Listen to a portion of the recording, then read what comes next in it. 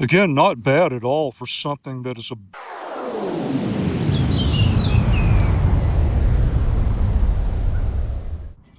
Well, good evening and welcome to the Arbor Hills Nature Preserve in Plano, Texas. Tonight's exercise is a field test of the NEXTORCH TA22. This is a Penlight style light. We're going to have an issue with the wind, so I'm just going to get the box out of the way. First, I would like to thank NEXTORCH for sending me this product and making the review possible. Now, historically, I have always liked pen lights and keychain lights, and the just progression in technology over the last couple of years in these form factors has been nothing short of amazing. Let me do some historical comparisons. This is what I would call a more classic style pen light. This is an old 511 model, runs off of a couple of triple A's. You can see that the NEXTORCH has, of course, a wider diameter. It has its own rechargeable battery. Output is certainly substantially higher even than the old pen lights that took a couple of AA's, but it's still relatively compact. This will fit in all of my vests and pants and shirts that have slots cut for pens and pen lights. So the play here is more reasonable output for compact size. You can get more output if you want to go to a larger form factor. Another example, Nitecore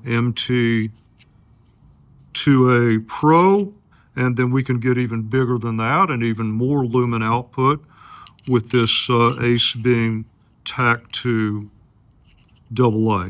Well, tonight we're going to see what the NEXTORCH can do. There are a couple of operational modes in addition to manual lockout. You can see the dot here and perhaps see duty and tack. So if you switch to tack mode, then you have momentary high output and momentary strobe. So it's a half press and hold versus a full press and hold. In the duty mode that we have it set now, you have three output levels: low, medium, high. It's a simple click on, click off, then a half press to cycle through the outputs. Well, that's the very brief overview. I'm pretty sure you want to see what it can do, not listen to me talk about it. So let's get out there and find out. So I have my headlamp on in a relatively low flood. A real quick observation or two about tack versus duty. You can see we're in tack right now. From this overhand grip, you rotate counterclockwise to get to tack, clockwise back to duty, and then clockwise again for lock. So once you get the hang of it, it's easy to do by feel, but it's not a continuous ring. It has tactile stops to it. So one stop, two stops, now I'm in duty. Rotate, one stop, two stop, back and tack. So tack is all momentary. So half press and hold, there's high, but I let off, that's it. There's no click, there's no audible or tactile click. It's all momentary. Full press and hold gives you momentary strobe, and then you let off. Now there is no moonlight output. Low is as low as it goes. This is, I think, by anyone's estimation, way overkill for moonlight, but for closer quarters around the vehicle, around the tent, might even be a bit much for inside the vehicle, but that's what you get out of low. So I'm going to move over here to the bridge, go one up into medium. All right, let's look down onto the creek and then up to high. There we go, line of sight a good 40 yards, and with the lower candela light, you get a very, very generous field of view. So here's an example around the apartment complex area that I used to walk the dog. There's light all around, but sometimes detail is very hard to pick up. So let's bring the NEXTORCH here in low.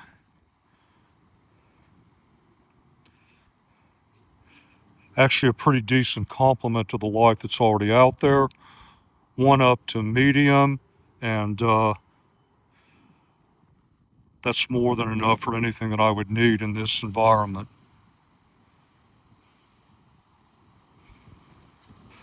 So here's another example in low. I'm out walking in this area. I hear something over here. Low just isn't enough. So there's medium.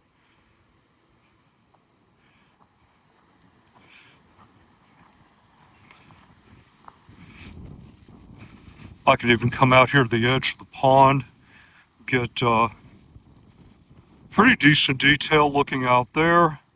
Then as I move out further, up into high, and there you have it. Close quarters search, you've seen this before. We're at the playground, your kids were out here playing earlier, dropped something, now you have to come back and search for it. This is low, which is not bad for right in front of me. As I get out to that 10-yard plus range, I like it less and less. Now there's one up into medium, and for general close quarters, which I personally look at as saying inside 10 to 15 yards, yeah, this is really good. Even for something non-reflective, I've got enough illumination working for me to cover a pretty decent area.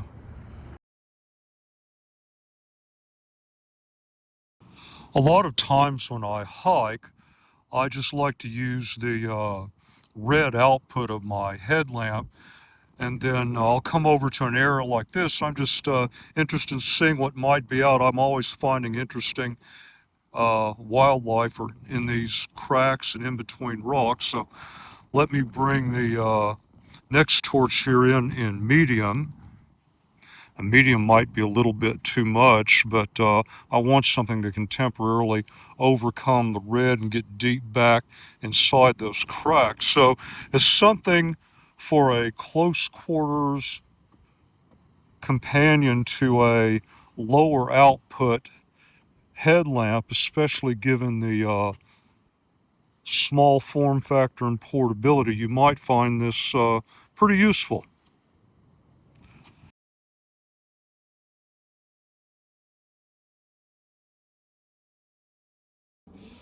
Path following in an open area. Well, I really don't like low that much at all. Not that much of an improvement over my cell phone. Now we go up into medium, and I can work with this. It's not great. Like right here, I would really want to have a better view of the slope of the terrain and other features. I'm not getting it, but I've still got a good 15, 18 yards decent visibility ahead. So I would just work on taking this really, really slow. And then when I get out here, kind of stop, and now I can get more detail on slope of the terrain. I've got a decent side to side. So yeah, I could totally live with medium for following a groomed path in a more wide open space.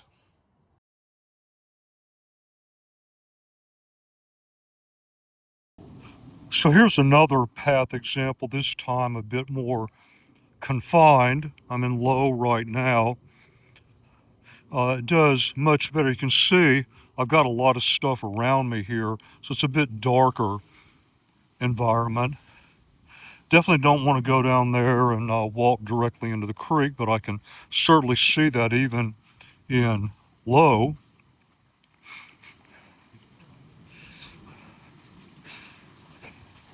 As I walk through here, this is certainly adequate. If I wanted to get more information, I would go one up here into medium, which is just absolutely perfect, especially for looking all around me.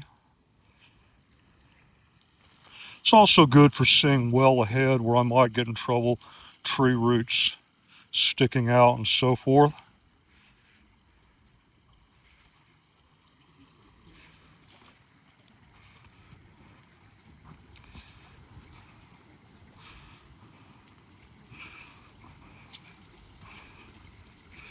Had a lot of rain recently. It's pretty muddy out here.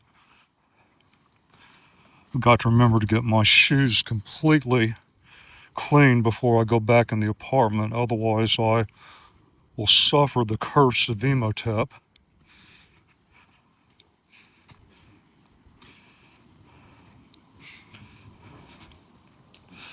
Oh, well, which way do we go? Looks like that leads back down to the creek. I could go straight ahead, but I'll use some local knowledge here and intuition.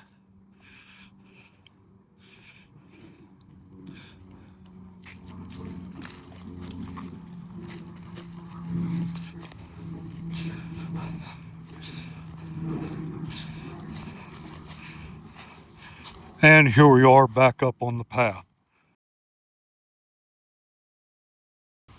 And one more time through the basic outputs at a different location, a little bit less open and low.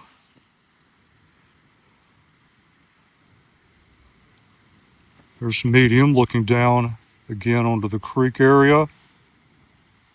High, and then I will work my way up to the maximum line of sight, which is a good 55 yards this time of year. I can just barely make out the deepest parts of that far tree line.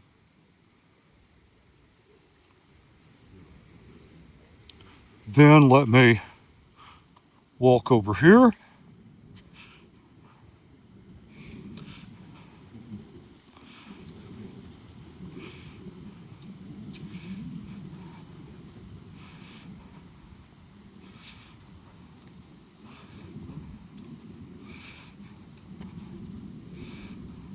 Again, not bad at all for something that is about the same form factor as a traditional AAA Penlight.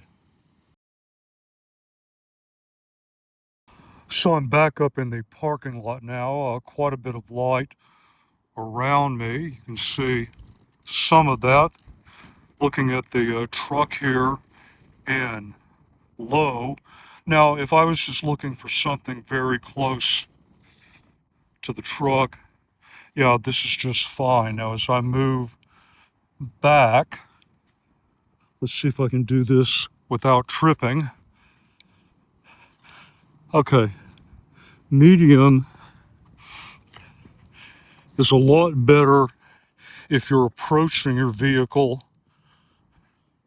from distance.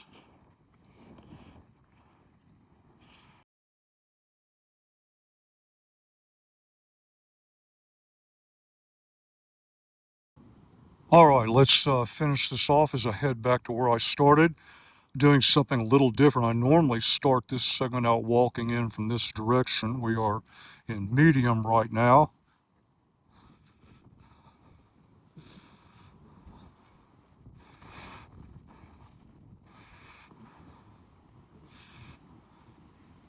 One up into high.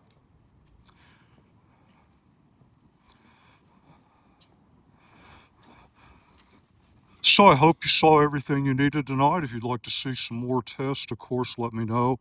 I'll see what I can do. And as always, until the next review, thank you very much for your time, and thank you for watching the video.